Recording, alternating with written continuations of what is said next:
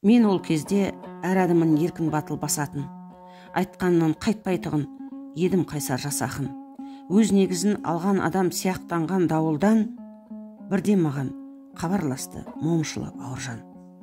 Сәні кеткен туған тілде таусылғандай ой кені, біраз уақыт телефонда ол тек орысша сөйледі. Кешіріңіз, дедім оған. Ұлтсыз қазақ парықсыз, мені орыс адамымен шатастырып алыпсыз. Жоқ, деді ол. Үнің сенің неге ызғарлы, неге тоң? Мен жас ақын Шахановқа соғып тұрмын телефон. Ал Шаханов, сізше қалай? Айналған ба орысқа, әлде орыс тілділермен түскен жан ба жарысқа? Дедім дағы қызынып, қазақтың нар перзентіне көңілім күрт бұзылып.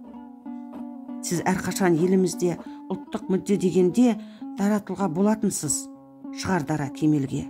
Жан емессіз пайымсыздық жеңе алатын ақылын, сондықтан да бұныңызды түсінбедім батырым. Сөзіңіз бен ісіңіздің арасы бүгін неге 2,5 шақырым, деп телефон трубкасын ызғарымнан тастадым.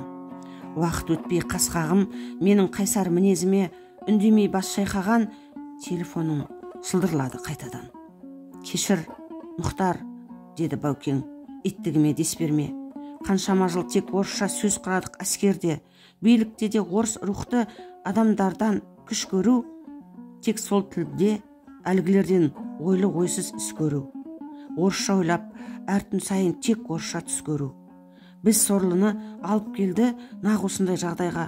Ұлтсызданған қызметте ұлт намысын қорлайды. Бір сәт дұрыс ашпағанға ұлттық мүдде есігін беделімді 5 тиын қылып сұрап тұрмын кешірім. Кешір мені, айналайын, енді мүлде өзгерем. Қазақпенен тек қазақша сөйлесуге сөз берем. Айтты бітті.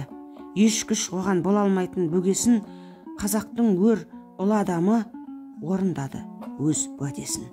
Бұл күндері бой көтеріп, кейбір өлке қаладан рұқсызға найзас бетті атылып, жұртты сана биігіне шақырып, ескерткіш боп шырқау көктен қол бұлғап тұр сол адам.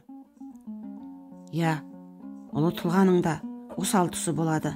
Қателігін бірақ батыл мойындау, қателігін қатал шындық биігінде пайымдау, сол тұлғаның қайталанбас жеңісі боп қалады.